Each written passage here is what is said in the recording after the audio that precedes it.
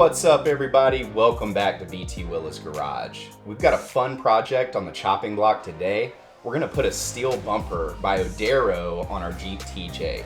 This bumper is pretty cool. It comes with backup LED hitch lights.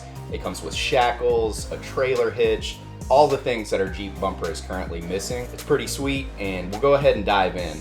This video is going to be straight to the point. We'll put a link in the description if you want to buy one. They're very inexpensive compared to the competitors. You guys be good. Enjoy the footage.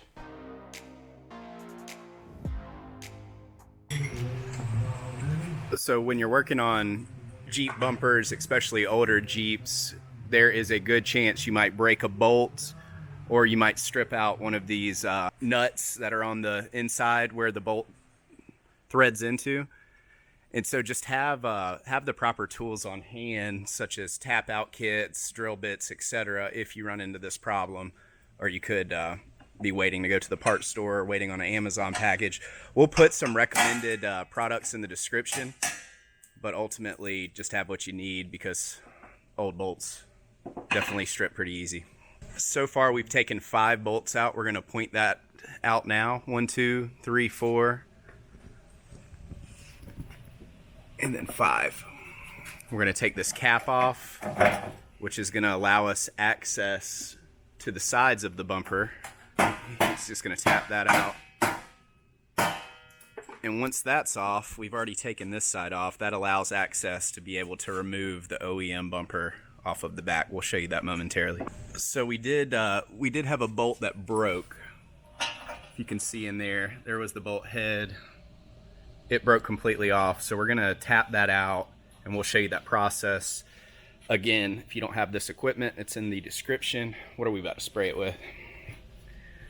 Bolt off.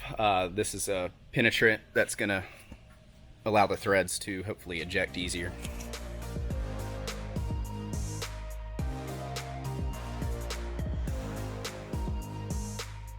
So before even taking on this project, we recommend that you ensure that all of your bolts are able to come off. Go ahead and spray that penetrating oil and make sure that you're going to be able to get the bolts off. Some of them are known to break because Jeep did a lovely job of letting the frame drain. And so all of your salty water or whatever you have going on ends up right on top of these rear bolts. So just know you probably want to make sure it comes off before ordering a kit or installing a kit.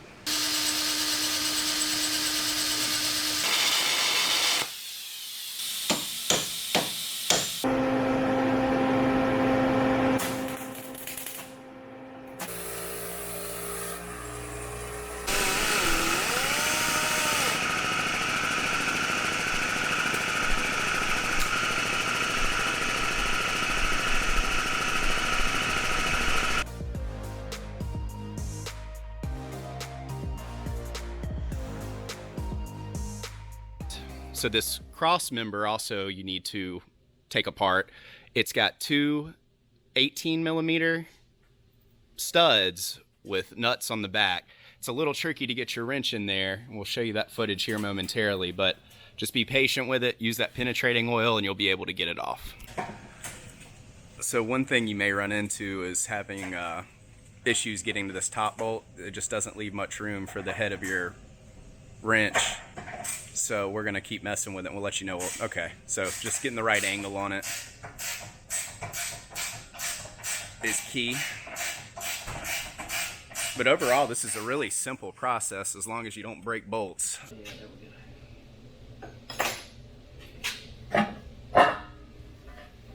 Okay, so that's a nut rather than a bolt on the top.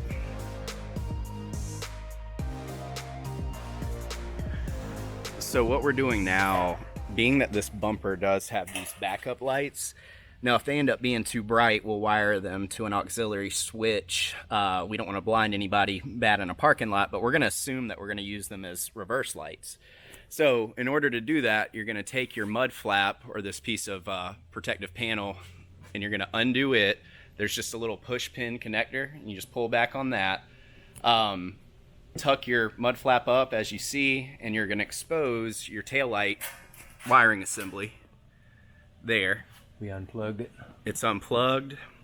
And what we're gonna do is we're gonna identify when the reverse lights come on, so you guys don't have to, and that way you know where to splice in if you want it to run as a reverse light. So today we're going to use our power probe, and this is a great tool to have in the garage, especially if you work on anything electrical.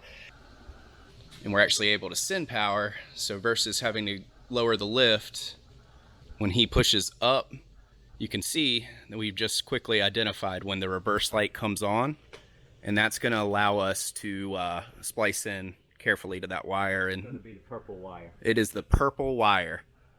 Cast the others. That's the brake light. That's the parking light, just the running light. Yeah.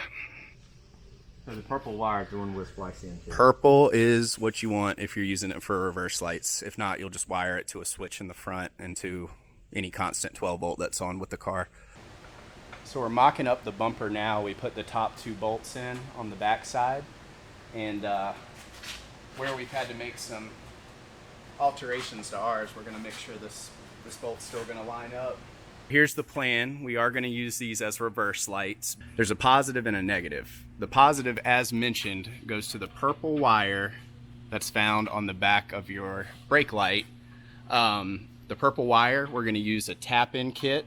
I'll show you that here momentarily, but the purple wire is going to go to the red, and then for the black, we're going to ground it behind the bumper on one of these pieces of hardware that's connected to the frame. So that's the plan, and I'll show you some close-ups. I've got these cool wire strippers that if you place the wire, pull the trigger, it strips it perfectly. It saves your hands. When I used to install head units in cars, my thumbs would get raw from all the different little connections, and these are a lifesaver.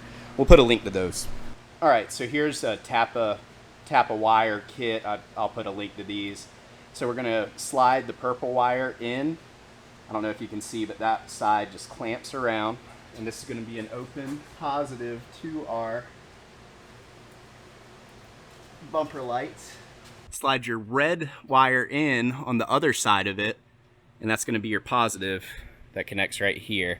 We're using heat shrink around these, as well as wire connectors, to make sure it's completely waterproof and will not get tugged away from a hard rain or bump.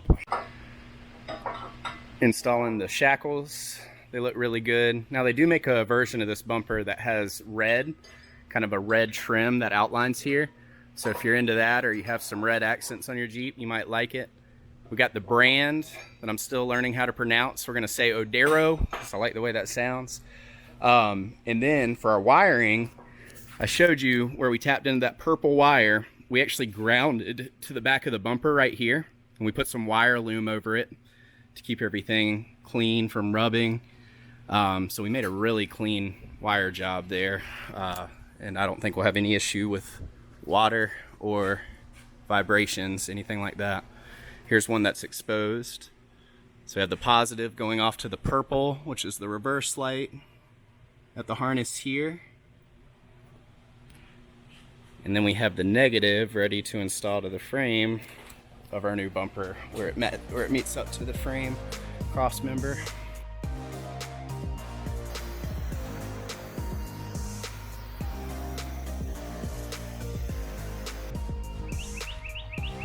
Well, everybody, there you have it.